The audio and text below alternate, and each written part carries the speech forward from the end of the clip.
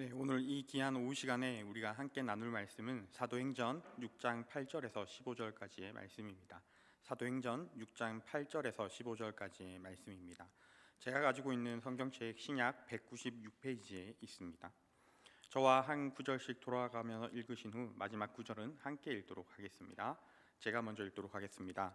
스데반이 은혜와 권능이 충만하여 큰 기사와 표적을 민간에 행하니 이른바 자유민들 즉 구레네인 알렉산드리아인 길리기아와 아시아에서 온 사람들의 해당에서 어떤 자들이 일어나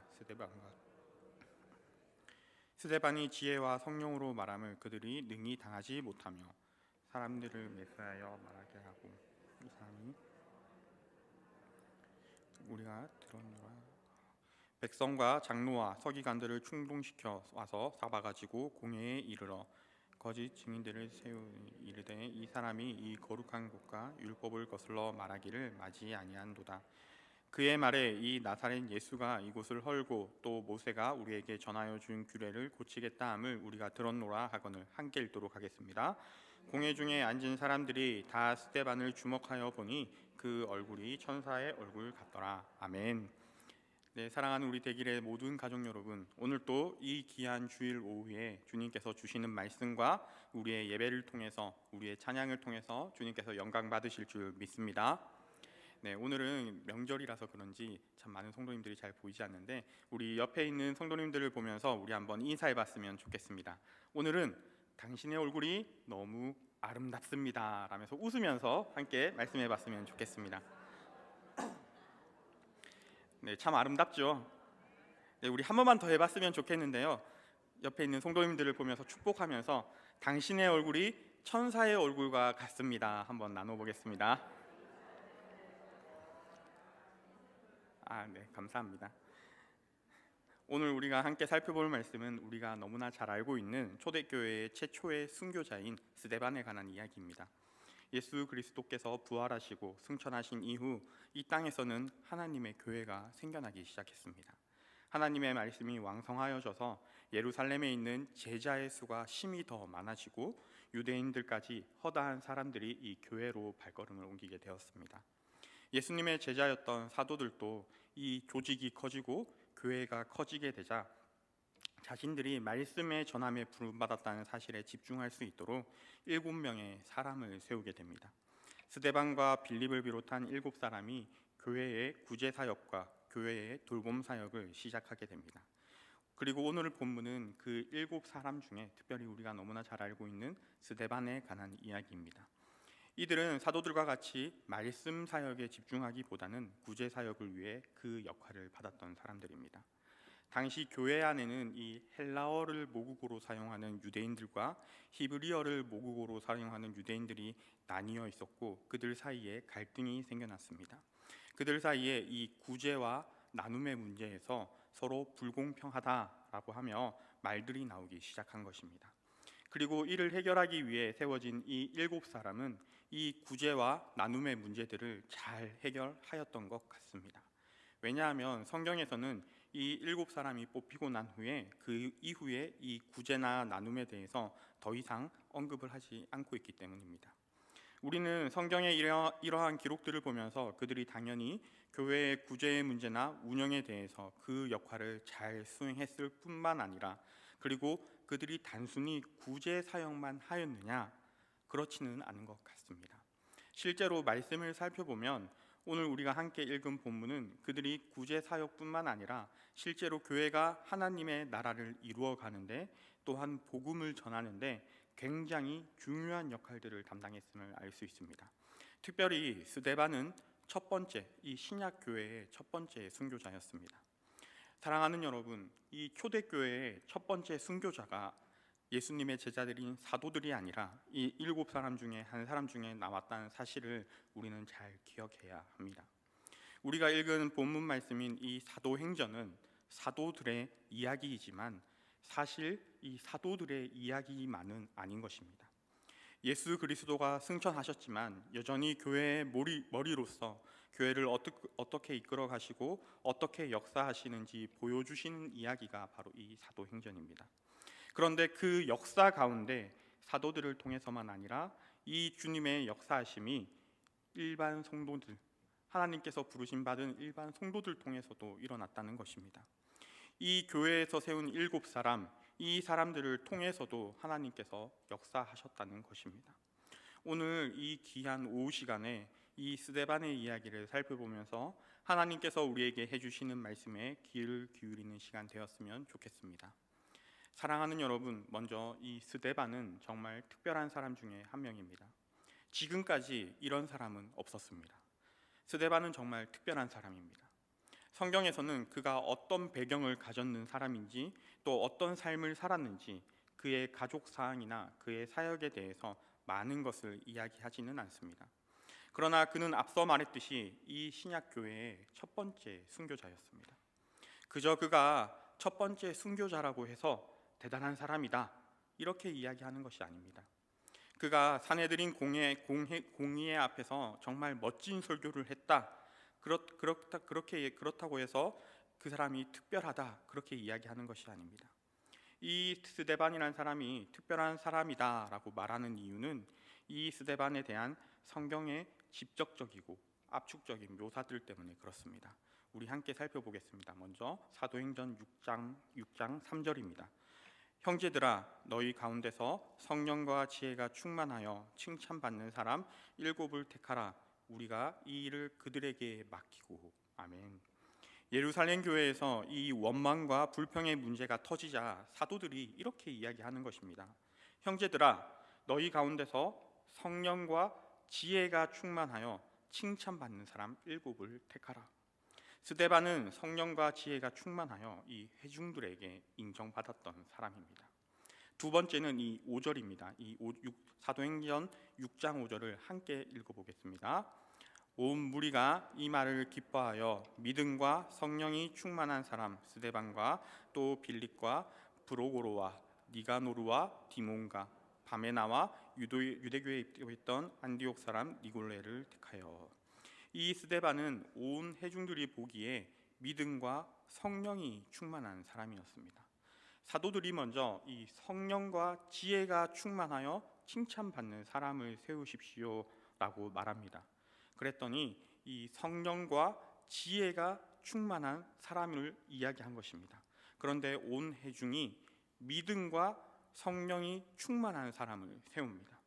이 성령과 지혜, 이 믿음과 성령은 다른 말이 아닙니다. 이 지혜가 성령님께서 주시는 바른 분별력이라면 믿음 또한 성령님께서 우리에게 주시는 것이기 때문에 다른 것이지는 않습니다.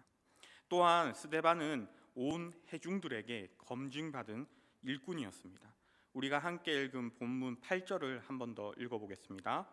스데반이 은혜와 권능이 충만하여 큰 기사와 표적을 민간에 행하니. 아멘. 스데반에게 은혜와 권능이 충만하여 라고 이야기합니다.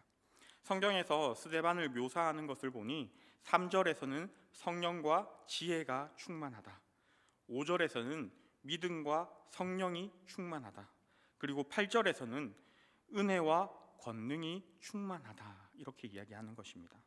이 3절과 5절은 7사람에 대한 일반적인 이야기지만 8절은 특별히 이 스데반을 지목하여 권능이 있다라고 이야기하는 것입니다. 스데반을 이렇게 자세히 조명하는 이유가 따로 있습니다. 우리 앞서 읽은 6장 8절에서 보면 스데반이 은혜와 권능이 충만하여 큰 기사와 표적을 민간에 행하니. 사랑하는 여러분, 지금 성경에서 우리에게 이 스데반에 대해서 무엇을 이야기해 주고 있는 것입니까? 바로 이 스데반이 살아가는 힘에 대해서 말해주고 있습니다. 이 스데반이 살아가고 있는 힘은 은혜와 권능이었습니다. 다른 말로 스데반은 하나님의 은혜와 능력으로 살아가는 힘을 얻었다는 것입니다. 사랑하는 여러분, 본문은 동일한 질문을 오늘날 우리에게도 던지고 있습니다. 여러분이 살아가고 있는 힘이 무엇입니까? 라고 질문하는 것입니까? 여러분들이 가장 힘을 얻고 삶에서 가장 목표로 하고 삶에서 그것을 보면 가장 힘을 얻고 즐거워하는 그것이 무엇입니까? 라고 묻는 것이죠. 그것이 돈입니까? 세상적인 나의 잘남입니까? 아니면 내가 가지고 있는 이 행복한 가정입니까? 사랑하는 여러분, 그러나 앞서 말한 그런 것들, 이 땅에 속한 것들은 다 소멸되고 없어지는 한계를 가지고 있는, 그리고 내가 믿고 의지하던 그 물질과 잘남들이 없어지면 다 사라져버리는, 힘이 없어지는 그런 것들입니다. 여러분, 우리가 진정으로 살아가는 힘, 그것을 어디에서 얻어야 하겠습니까?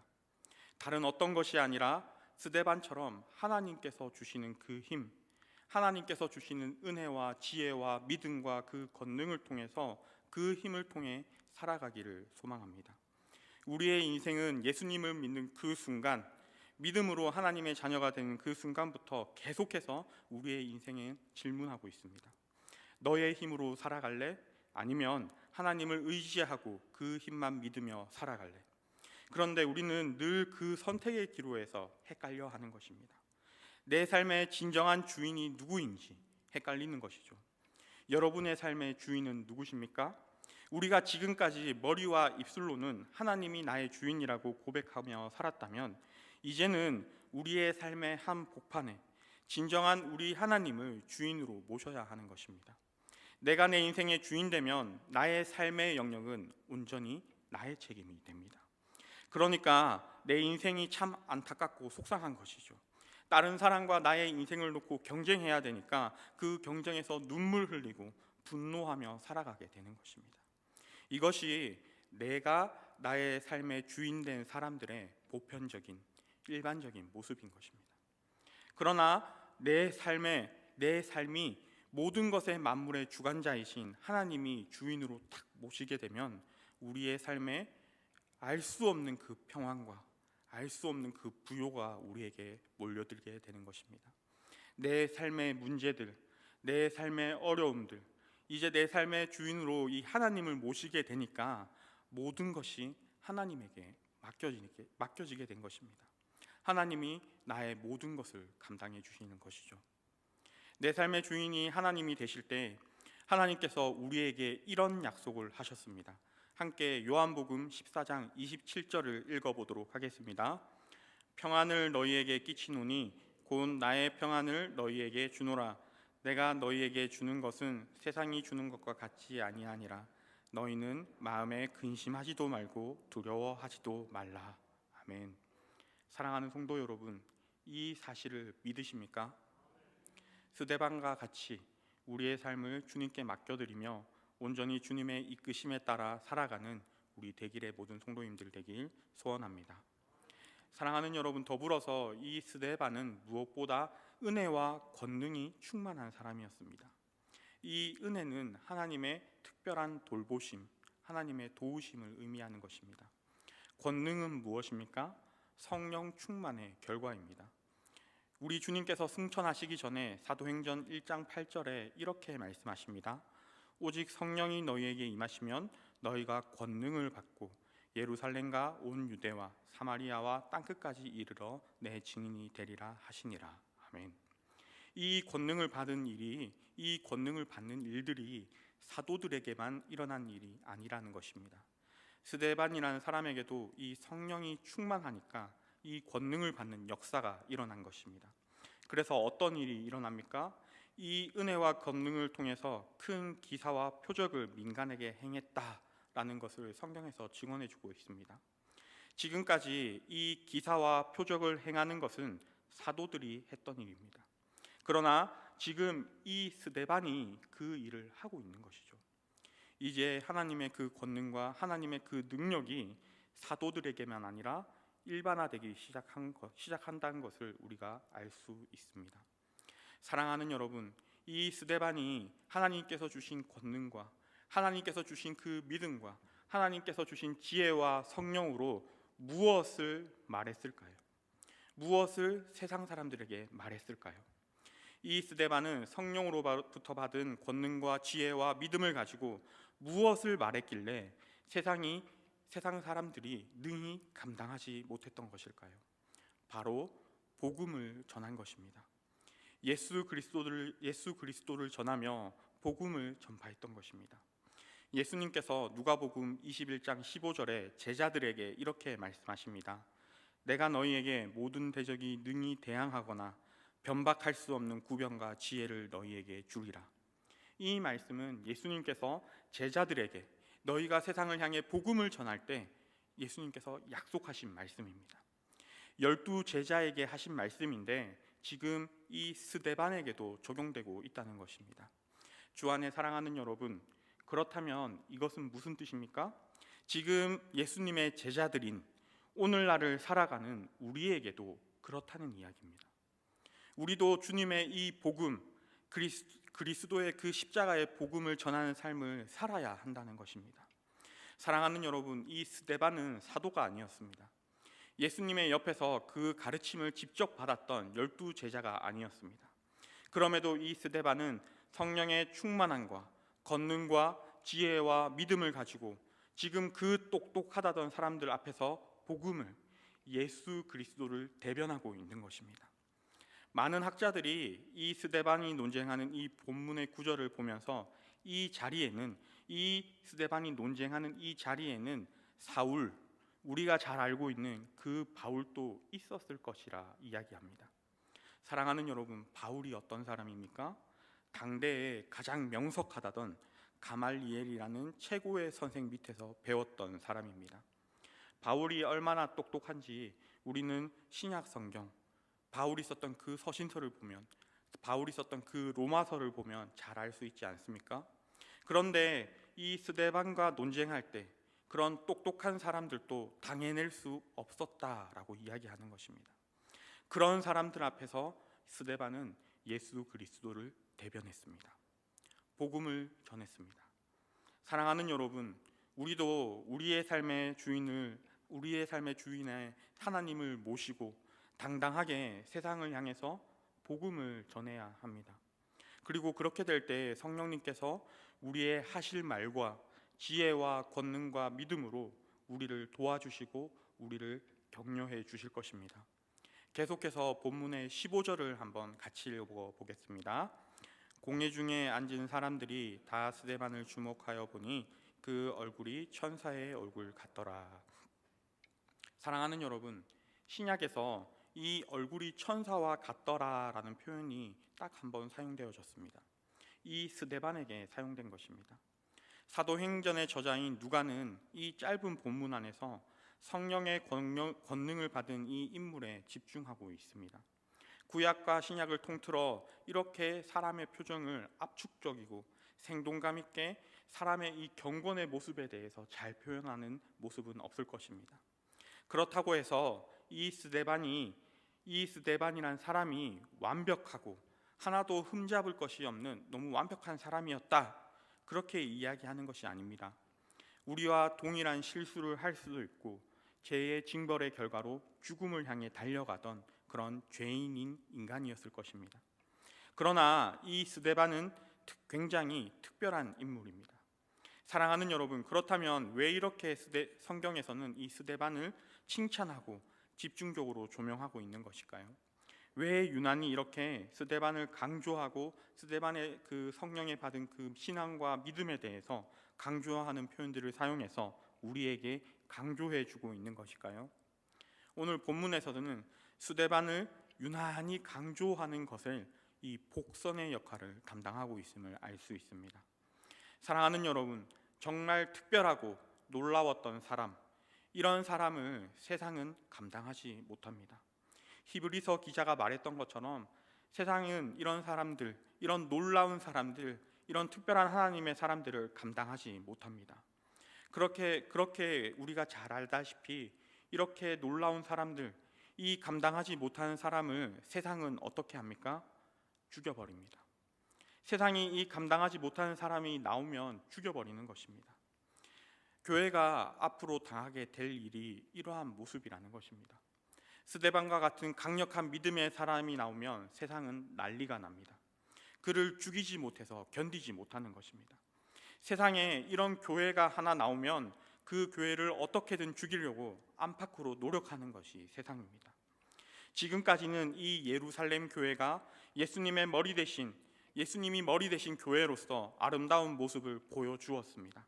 하나님을 믿는 성도들이 이 신실한 공동체를 쌓아 나가는 것, 이 신실한 공동체를 만들어 나가는 것을 잘 보여주었습니다. 그리고 그 공동체에 스데반이라는 특별한 인물이 등장합니다. 그러니 세상이 어떻게 합니까? 와, 이 사람은 뭘까? 이 사람은 어떤 사람이지? 하고 고민하게 되는 것이죠. 그리고 어떻게 합니까? 천사와 같은 얼굴을 하고 있는 스데반을 향해서 돌을 들어서 그를 죽여버리는 것입니다. 지금 이 천사와 같은 얼굴을 하고 있는 스데반을 지켜보는 사람들이 누구입니까? 바로 그 자리에 돌을 들어 죽이려 했던 그 사람들, 그 원수들이 스데반의 그 천사와 같은 얼굴을 보았다는 것입니다.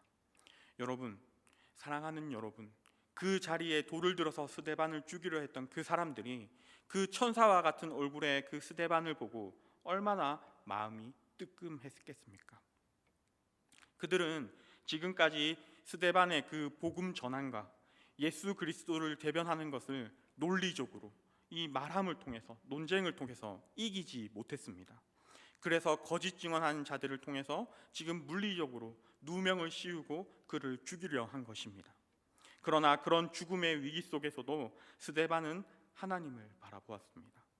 천사와 같은 얼굴로 자신이 믿고 있는 그리스도의 가치와 신념을 무너뜨리지 않았습니다. 세상은 그럴 때 그 스데반 속에 있는, 천사의 얼굴을 한 그 스데반 속에 있는 그리스도의 실체를 보게 되는 것입니다. 사랑하는 성도 여러분, 그리스도인으로 우리가 이 세상을 살아가고자 할 때 세상이 얼마나 우리를 넘어뜨리려고 합니까? 일상생활에서 우리가 교회 다닌다, 내가 교회 다니는 사람이다, 내가 교회 다니는 집사다, 이렇게 얘기하면 교회 다니면서 이런 것 하나도 양보 못하나? 교회 다니면서 그 사람은 왜 이렇게 째째해? 교회 다니면서 그 사람은 교회 다니는 것 같지 않아? 그런 모습으로 우리를 끊임없이 공격해 옵니다. 그러나 그럴 때 우리가 그리스도의 마음과 사랑을 가지고 끝까지 웃음을 잃지 않고 우리가 하나님의 그 자녀의 태도를 버리지 않는다면, 끝까지 그리스도의 향기를 뿜어내면서 꿋꿋하게 버티면서 그렇게 괴롭히던 사람들 앞에 주님의 제자로 마주하게 되면 그들도 우리 마음속에 있는 그리스도의 실체를 보게 되는 것입니다.